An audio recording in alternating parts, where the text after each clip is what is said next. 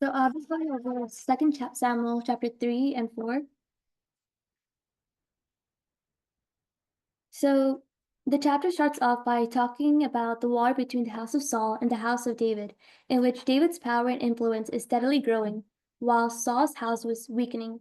And this kind of shows the slow transition and transfer of power to David as God's chosen king. Then we see how David's household increases as he multiplies, as he has multiple sons from different wives, including Ammon, his firstborn from Ahinoam, Chileab from Abigail, Absalom from Maacah, and others. And then we see Abner, one of Saul's former military commanders who had been supporting Ishbosheth, ends up in a conflict. Ishbosheth accuses Abner of taking Rizpah, one of Saul's concubines, and this can be seen during that time as taking a king's concubine, which could symbolize a claim to the throne. So Ishbosheth might have thought or seen this as like a betrayal. And because of this accusation, we see how fast Abner switches sides and declares his intention to shift his allegiance to David, recognizing that God had promised David's kingship over all Israel. Ishbosheth, fearing Abner's power, did not retaliate. Next, we see Abner sends messengers to David, offering to bring all Israel under his rule. David agrees, but sets a condition that he was to bring his former wife, Michal, Saul's daughter, whom Saul had given away to another man, Paltiel. Ishbosheth, he complies and takes Michal away from Paltiel, who follows her in sorrow until Abner orders him to return. Abner then meets with Israel's elders, persuading them that David should be their king as God intended. He also gained support from the tribe of Benjamin, Saul's own tribe, before formally going to meet David in Hebron. David then welcomes Abner with a feast, symbolizing their agreement to unite Israel under David's rule. Joab then returns from a raid, and then he was furious to see that David let Abner go, and he sees Abner as both a personal enemy and a political threat. Seeking revenge for his brother Asahel's death, Joab lures Abner back under false pretenses and kills him in a gateway, stabbing him in the stomach. His actions were both personal and a kind of a strategic way to eliminate Abner's growing influence over David. David then condemns Joab's actions, publicly mourns Abner's death to show that he had no part in it, and he orders the state funeral, walks behind Abner's bier, and composes a lament for him. He also declares that Joab and his family will bear the guilt for the crime. Moving on to chapter 4. With Abner gone, Ishbosheth loses all confidence in his ruling. His followers even recognize that without Abner's protection, his reign is basically doomed. Then we're introduced to Jonathan's son, Mephibosheth, who is the son of Jonathan and grandson of Saul. He was only 5 years old when Saul and Jonathan died in a battle at Mount Gilboa. During the chaos, his nurse or nanny fled with him in an attempt to protect him, but in her haste, she dropped Mephibosheth accidentally, leaving him permanently crippled in both feet. Now, going back to seeing Ishbosheth being weak after Abner's death, Rechab and Baanah sneak into his home during his midday rest and assassinate him. They behead him and present his head to David, expecting a reward for eliminating Saul's last heir. But what they don't realize is that instead of rewarding them, David condemns their crime, referring to his past execution of the Amalekite who claimed to have killed Saul. He orders their execution, displaying their cut up bodies as a warning against unjust violence. Ishbosheth's head is then given a proper burial in Abner's tomb. And then connecting this back to the theme of perfecting holiness by discerning God's will, first is trusting God's timing over human planning. David patiently waits for God's promise for kingship instead of seizing power through violence. But on the other side, we see Abner, Ishbosheth, and Rechab and Baanah act on personal motives rather than divine guidance. Holiness is perfected when we align with God's timing rather than resorting to manipulation or shortcuts. Second is rejecting unrighteous means to achieve a godly goal. Joab, Rechab, and Baanah resort to murder, believing they are securing the kingdom for David. But David knows that holiness requires integrity. God's will cannot be accomplished through sinful actions such as these. This teaches us that true discernment involves both knowing God's will and following his ways. Third is righteous leadership reflects God's holiness. David mourns Abner's death and punishes Ishbosheth's murderers, showing his commitment to justice. He does not tolerate violence for personal gains. Perfecting holiness means that not just avoiding sin, but actively upholding righteousness, even when it is politically inconvenient. And lastly is spiritual vision versus worldly power struggles. Abner and Ishbosheth fail because they pursue power without spiritual discernment.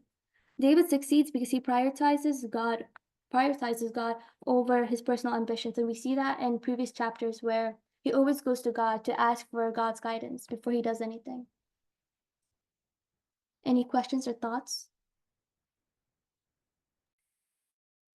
I'll go like straight into a thought that came to mind, and feel free to piggyback off this and keep the discussion going. As always, everybody getting a chance to share. We want to hear everybody's voices today. But a thought that came to mind quickly is Reba, what you mentioned, and this is I guess more of like a clarifying or sort of a like I don't know, discussing if there was anything in between the lines or anything. And what I'm referring to is Abner supposedly sleeping with Rispa, one of Saul's concubines.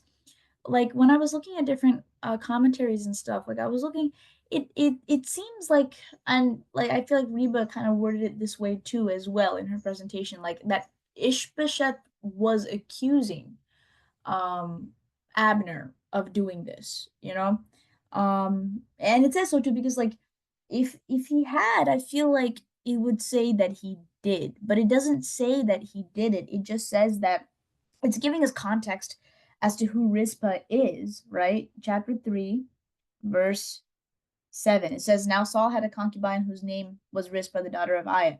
And then it goes straight into saying, and then Ishbosheth says to Abner, Why have you gone to my father's concubine? It doesn't say that, like, oh yeah, and Abner did it, and then Ishbosheth questions him. And then we see like anger in Abner. And I feel like the anger wouldn't make sense if Abner had actually done that, because if we really want to get real, Abner is the real power holder in this situation. Like Ishbosheth is just a figurehead. Why would Abner care if Ishbosheth, like if Abner had actually done it and it was like his, like he did it because he wanted to do it and he didn't want to be questioned, like why would he be so bothered by like Ishbosheth questioning him? Like true, what like Reba mentioned about how it's like, doing something like that shows that you are trying to have a bit at the throne as well. But like everybody knows that the only reason Ishbosheth is where he is because Abner made him so. So and then what is Abner's reaction? He's like, forget this, I'm gonna go help David. If Abner's if Abner had done this by his own will, and because Abner had so much power already, if you think about it, like, yes, like I apparently Abner knows that God wants to give David the kingdom, but like Abner did have power, and that's why he had most of the tribes and all that stuff. So it seems rash for Abner to just walk out because of somebody accusing him of something that he did do. That's my point that I'm trying to make. Like, I don't think Abner actually did this, and that's why Abner is taking offense to what Ishbosheth is accusing him of, and that's why he's saying, "Forget this. I'm gonna go help David." Like, I feel like it makes more sense, like when Abner is saying, "Oh, am I a dog's head?" and stuff like that. Oh, like, is this how, like, you see me? Like, after everything that I've been doing for Saul's line, do you think I would stoop so low to do something like this? I mean, but that's how I was interpreting this situation. But you guys don't have to piggyback off this point if you don't want to. This was just me making a kind of just kind of like deciphering, looking into this. But yeah, feel free to share.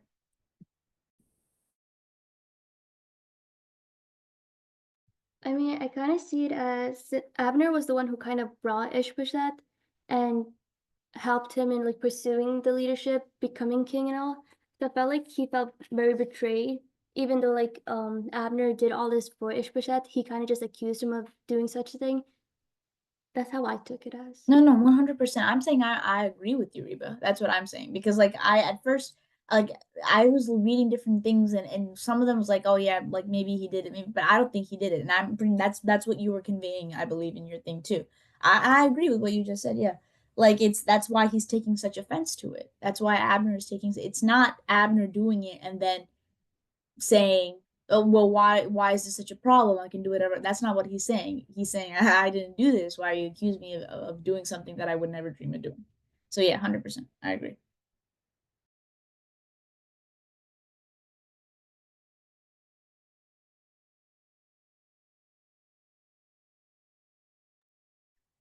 Um, what jumps out at you guys to share from chapter 3? What do we feel about David having so like the first couple of verses is talking about all of David's wives, which apparently didn't stop at Ahinoam and Abigail and all of his sons, you know? What do we have to talk about that?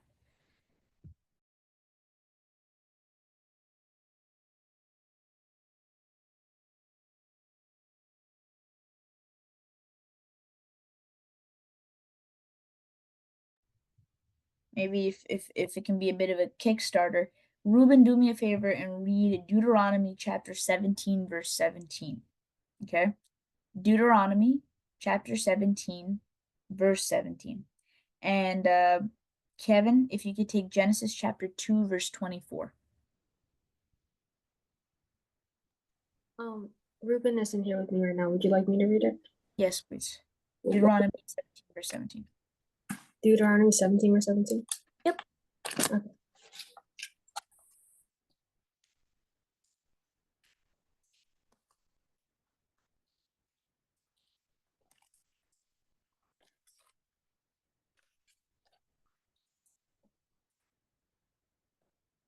The king must not take many wives for himself because they will turn his heart away from the Lord, and he must not accumulate large amounts of wealth in silver and gold for himself.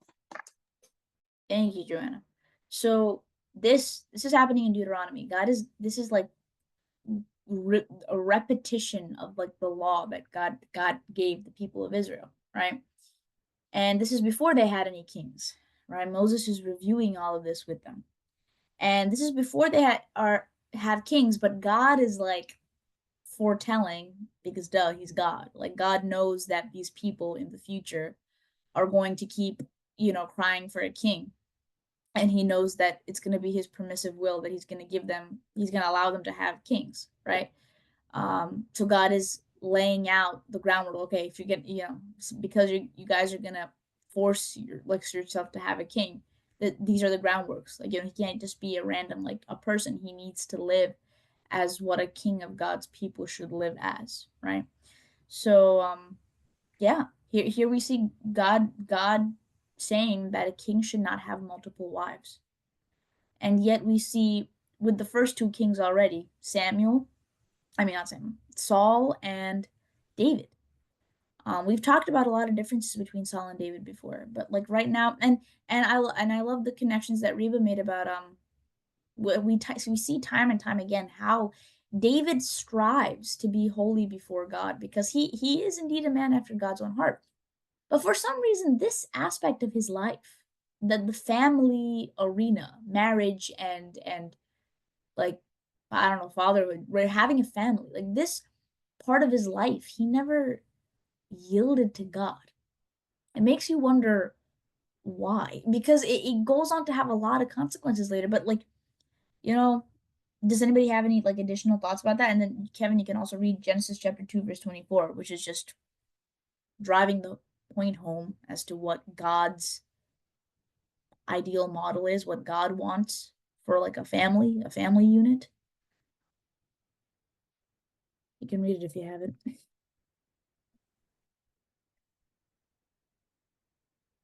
For this reason, a man will leave his father and mother and be united to his wife, and they will become one flesh.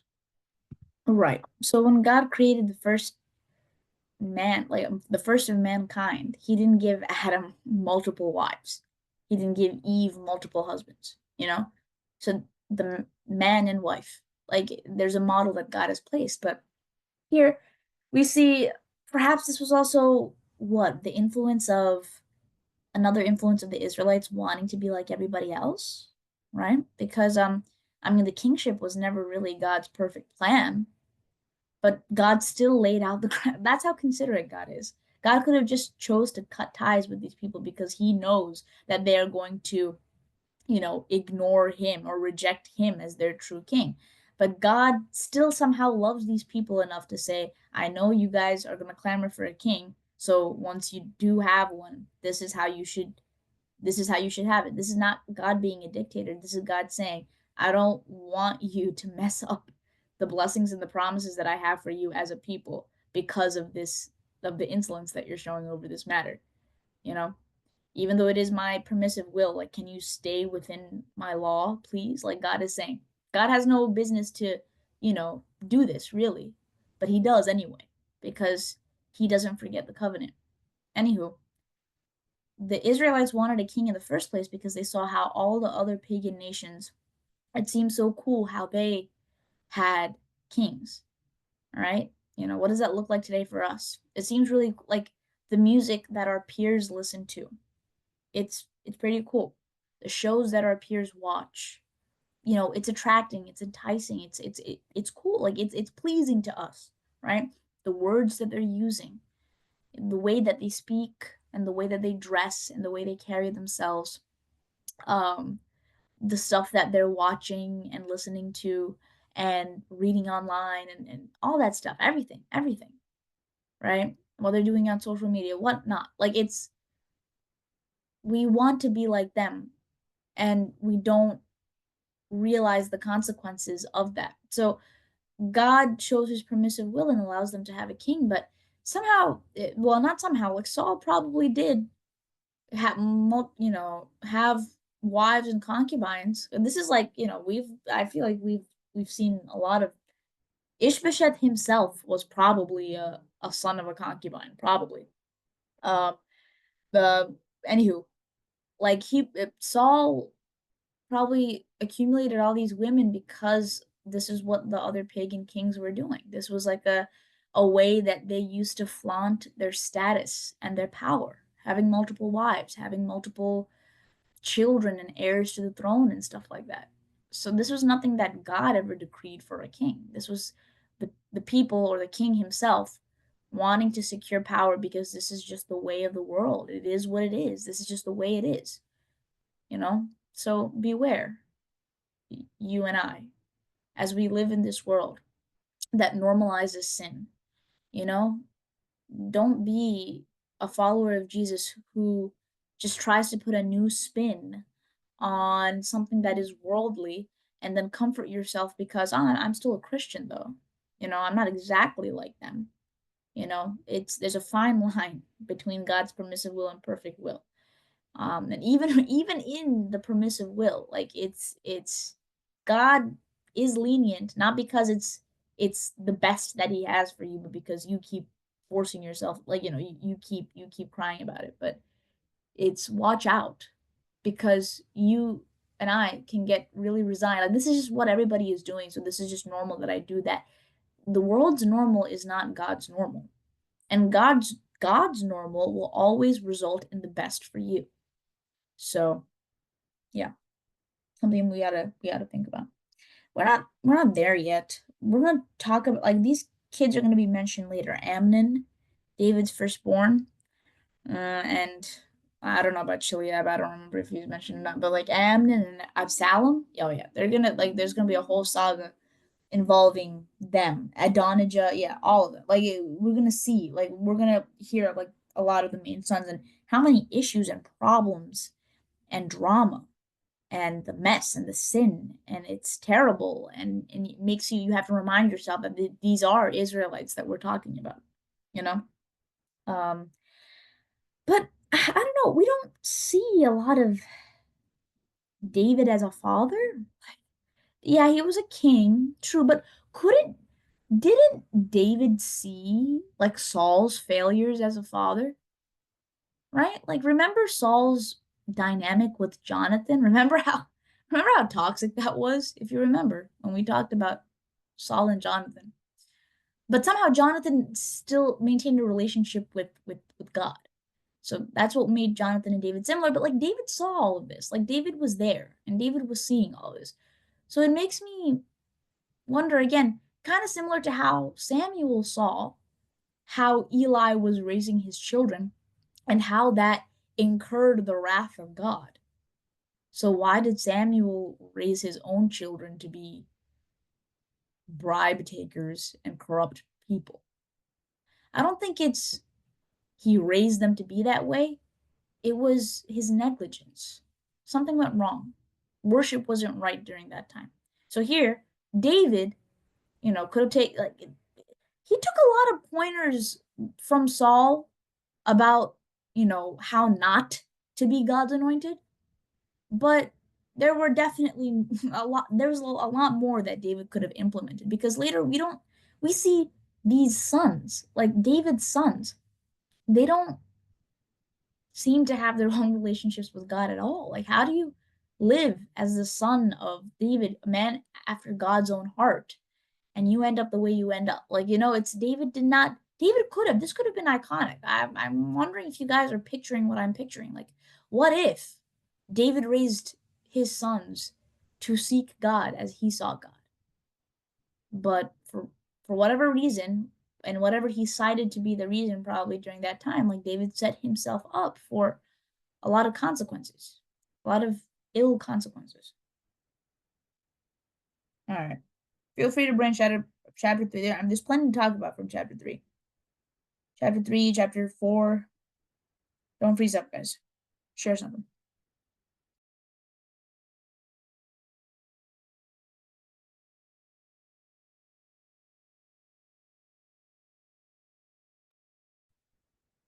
In the case that, say you didn't get to spend as much time on these chapters as you could have or you should have, like, it could be a question, it could be a clarifying thing, about something that you want to, like, review, or something that you want to question.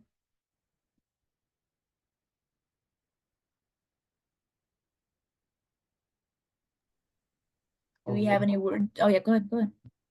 I wanted to talk about how even though the two commanders had killed Ishbosheth in his home, David has a sense of like justice to not have done that. And he had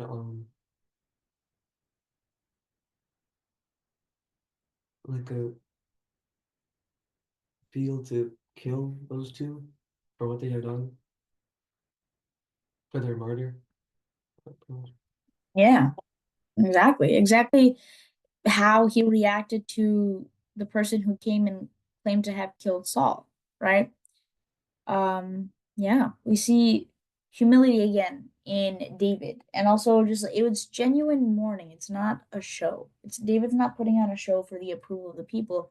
David is genuinely mourning these people who sought to have David killed, But the verse that comes to mind in chapter 4 is David, after, or David saying in verse 9, when what the scene that Kevin is talking about, these two heads of the raid parties, or like the raid armies, whatever they were, like under Ishbosheth, there were a bunch of groups of raiders, and the heads of those raiders, Rechab and Bana, and those two men are the ones who kill Ishbosheth and bring his head as evidence to David, and David says, and then, like, well, they're trying, like, they're trying to get David's favor. Obviously, they're like, now, David, you can like take the throne that was like promised to you, right? Like, oh, they're like taking God's name in vain. Basically, they're like, oh, the Lord has avenged. They're calling David Lord. The Lord, well, the Lord, the first Lord meaning God. The Lord has avenged my Lord the King this day on Saul, whatnot. And David says, as the Lord lives, who has redeemed my life out of every adversity. David realizes that it wasn't because of the convenient availability of certain human beings. Like, that wasn't the reason why that's not the reason why David is alive to this day, is what David is saying. David does not attribute to attribute his success and his survival to people like Bana and Rechab. If David was Saul, if Saul was in this situation, Saul would have immediately probably honored those two men and would have kept them close by. Because if you remember, one character trait of Saul was that he would keep strong people that he met close by because he wanted his group, his people, like his kingdom, his kingship to be secure. And he wanted anybody who could possibly be a threat to be an ally instead because he feared, right? He was driven by fear. But David here, allows the execution of these two men because David is saying it's not because of people that I'm here. So I have nothing that I owe people. It's to God. And that's why, like what Reba mentions about discerning God's will. David takes discerning God's will seriously. And so David mourns for the son of a man who used to be God's anointed. Even though that son really did not have any redeeming qualities of his own, David still mourns. So that shows how God's anointed should live. We live in a society that really like idealizes like that revenge trope, like, you dishonor me, I'm gonna leave and I'm gonna come back to be better, and I'm gonna watch you fail, and I'm gonna make you regret ever doubting me, and I'm gonna be a cold-blooded killer. Like that's what's pushed into your face nowadays, and everybody's striving to be that. But is anybody striving to be like David, who was a man after God's own heart, who wept at the deaths of his enemies? So it gives the definitions for masculinity or the definitions of being like, capable. Like it gives those a run for their money because we live in a world where a lot of the opposite things are being pushed. All right. A minor thing that I wanted to point out from it talks about the war between the house of David and the house of Saul. So the term house of, later in the book of Acts, right? A lot of people, when they talk about the importance of baptism, or like when they talk about how, or like infant baptism, like try to legitimize that. There's in Acts when Paul and Silas are in prison, and okay, a lot happens there. I don't want to review all of that, but long story short, the jailer in that prison eventually gets to hear the gospel from Paul and Silas. And it says like he and his house were baptized, right? So, many, like a lot of interpretations have arisen about like, okay, so that's like supporting infant baptism or baby baptism because all of his house, like he probably had like, children, like little kids. So it's okay to do that. But here, like, the use of a term like that, a phrase like that, the house of somebody, right? Like here we see the house of David and the house of Saul. They were fighting each other, right? And saying something like that doesn't just go and mean that little kids from the houses of David and Saul were going out and fighting each other. People who are relevant to that category, people who are able to like fight, who have like the what's it called? Like the credentials to like have themselves be applicable to that situation, right? So if houses are at war with each other, the participants of said like scenario are people who are able to take part in war, right? Not little kids. Babies aren't going out with swords and killing each other. There's more to that. That's not the only reason why like the term house of doesn't support baby baptism for like that scene of the jailer and his family getting baptized. There's more in that, but I guess we'll get there when we get there. But that's just something to point out there.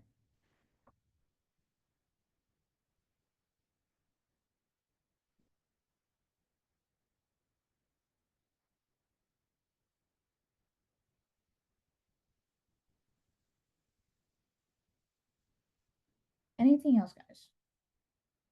From these chapters, anybody want to talk about Joab and what he did to Abner?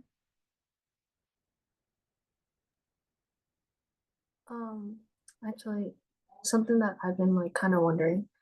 It's not about Joab, but like it's like before Abner was killed, I was kind of wondering like how he like lifted David's name. Like in the beginning of the chapter, it says how David was becoming like stronger and stronger, and like his dynasty was becoming stronger. And like although he was chosen to be king by the Lord, like it makes me wonder like why Abner was like lifting his name so much. I just like wish that like David could have like reminded him that he was that it wouldn't be like how to say it, like it's because of God that he's there, that like his name shouldn't be lifted but like the Lord's. So if I've understood correctly, Joanna, you're talking about how, like, you're wondering why Abner is lifting up David's name? Is that what you're talking about? Yeah, because like I was reading I think it was uh verse 21, I think. Yeah, it was verse 21. And I'll read it. Like it's then Abner said to David, "Let me go and call an assembly of all Israel to support my lord the king. They will make a covenant with you to make you their king, and you will rule over everything your heart desires." So like I was just wondering like why. Hmm. I don't know. Is it too idealistic to say like Abner had a come into my senses moment? I don't know, like because Abner was the one who put Ishbosheth on the throne, technically, right? Ishbosheth would not have gotten on the throne by himself. He's not a very capable person. So Ishbosheth was the figurehead, and Abner was technically the one who was making the real decisions. Hence why when Abner was dead, everybody was like, it's game. Like Ishbosheth can't ever be like, he can't stay on the throne. David might as well be recognized as king over all of Israel. But why Abner? Well, probably because Abner has spent so many years under the service of King Saul. Like King Saul's. I mean, the switch up, like switching to David. We talked about like how Abner probably felt offended to the core by what Ishbosheth was accusing him of. Um, so that was just a pivot to David. I mean, Abner does say, "Oh, like I'm gonna help David get the throne that God promised him." So like somehow Abner is aware that you know, Abner's aware that the throne is promised to David. So I guess an additional question, if you probably already mentioned this or not, like why did Abner fight this in the first place then? Um, Chapter but now, yeah, go ahead, go ahead. Chapter 3, verse 9 says, May God deal with Abner, be it ever so severely, if I do not do for David what the Lord promised him on oath, and transfer the kingdom from the house of Saul, and establish David's throne over Israel and Judah from Dan to Beersheba. So was it not him recognizing what the Lord had for him? No, 100%. Like by that moment, yeah, yeah. He knew it. Like I feel like he had to have like, well, maybe he didn't.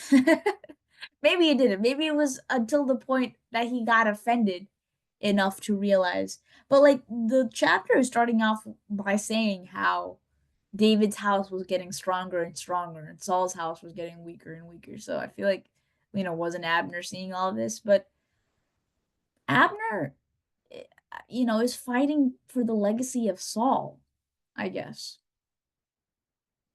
He's fighting for the legacy of Saul. So, but yeah, he has this moment. That's why he goes back to David. He doesn't have like a trick up his sleeve or anything that Joab insinuates. Like Joab thinks like, yeah, you can't trust this guy. But Joab also wants to kill Abner because Abner killed his brother. But Abner is not coming to David with any tricks up his sleeve. He's like legitimately surrendering to David and saying, "I'm gonna help you." Yeah, he probably had his turnaround. Yeah, his turnaround moment. Realizing that the kingdom belongs to David and that he should probably get on the right side before it's too late. Um, he's also a seasoned war veteran by this point.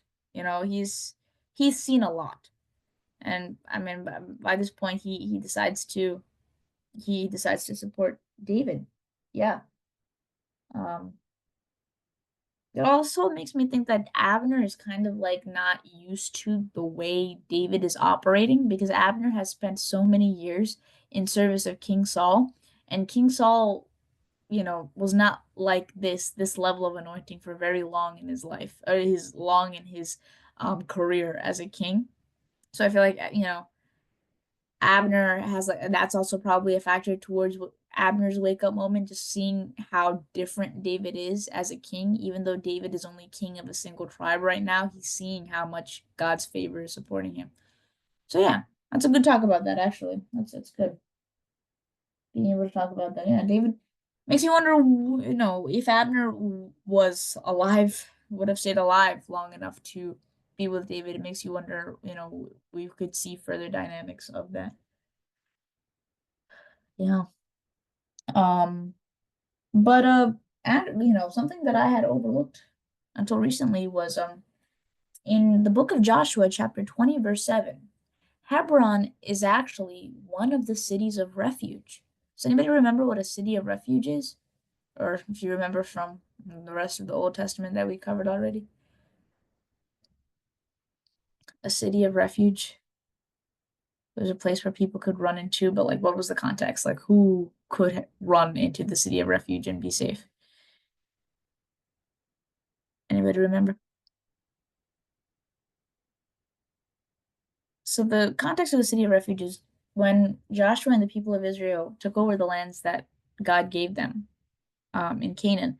God told them, as they were like divvying up lands and whatnot, like God told them to have like a certain number of cities of refuge. And these were cities where if a person killed somebody, like, you know, unintentionally, or killed somebody without malice, um, and because that person's blood is on their hands, but they did not kill with, like, you know, intent to kill, or intent to, like, you know what I mean, like, you know, so such a person could run into the city of refuge, and whoever was trying to avenge the dead person's death could not harm that person, could not harm the person who killed, as long as they stayed with, like, you know, within their, like, you know, there would be amnesty. There, like, nothing could touch them.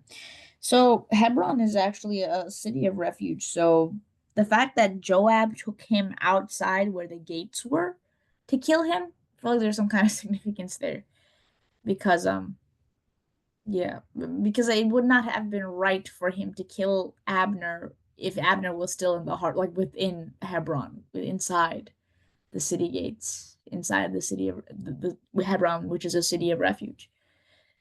Yeah, yeah. And as we know, Abner killing Asahel, Joab's brother, who he's trying to avenge right now. Like, we know that that was not a murder that was, you know, pre-planned or an ambush or anything. We saw like what the context was of that killing. So Abner technically could have been protected within the city of refuge, Hebron, but he was taken out of it and killed by Joab. Yep. And as we know, David laments for Abner as well, which is, if Ruben was here, Ruben made a good point. When are we? Probably that was last week, probably, when Ruben was talking about, like, Abner was there too when Saul was chasing down David. This is not just a single man, Saul, running after David, like Saul and his like whole army, right? Who is commanded by Abner. So Abner did probably a lot more of the physical chasing than Saul did. But even here, we see David mourn the death of Saul. I mean, the death of Abner. Yep. He calls him a prince and a great man. So, yep. All right. Well, is there anything else that you guys want to mention before I say a final thought? Okay. A final point that I wanted to mention is, notice how severely David basically curses his nephews, right? Joab and Abishai and Asahel. They're nephews of David, and David basically curses them and their families because of what they did to Abner, right? Um, it, notice what David says in verse 39 of chapter 3. And I was gentle today, though anointed king. These men, the sons of Zeruiah, are more severe than I. The Lord repay the evildoer according to his wickedness. And before that, we see how like David is basically, cursing Joab and his lines, saying, there's always going to be something wrong with your family because of what you did. But just look at that last line. The Lord repay the evildoer according to his wickedness. God shows no partiality. Even though David is inside the bounds of righteousness, as he says this in this chapter, we're gonna see later on that David is going to be an evildoer. He is going to do his fair share of evil that, I would argue transcends Joab's evil, right? Joab, we talked about like the gray area of that battle that Abner's men and Joab's men fought, and Asahel chasing Abner, yada yada. Asahel dies, right? And Joab's out here avenging death upon Abner. But later, we're gonna see David doing the most like diabolical, twisted things that makes what Joab did pale in comparison. But one thing remains: the Lord repays the evildoer according to his wickedness. But we're gonna see how, David has that fall, but how he's not utterly destroyed because he comes back in repentance. Yeah. And if anybody had any questions, about the whole Michal situation, about how Saul gave Michal away to another man, and now David is asking for Michal back, I also had a what exactly is the point of this kind of thought when I read it, but I don't know, politically, right? Because we're headed into more like political conversations with how kingship worked back then. That's gonna be like the reason why a lot of people do a lot of things in the books of Samuel and First and Second Kings and Chronicles and stuff like that. But anywho, that was probably, I don't know, that was probably David trying to show that he had no ill will, because what is Abner trying to do? Trying to unite all of Israel under David, which is a pretty huge task, right? Because previously David has only been a king of a single tribe, and Abner has basically been like the guy behind the guy, controlling, controlling the rest, leading the rest of Israel. But in David asking for Michal back, I feel like that's more of a kind of a olive. What is that called? An olive branch? Is that the term? Like David kind of showing that he's not harboring any ill will towards the house of Saul, because the houses were at war, as we know. That David's not going to take advantage of any of that. David's not gonna go back once he's the supreme king and go and punish everybody, because Michal is Saul's daughter, yes, and his first wife. Like him taking her back is kind of like I probably is what they figured it to be, like at that moment was just a sign of, okay, fine, everybody can unite, if anybody was wondering about that. But yeah,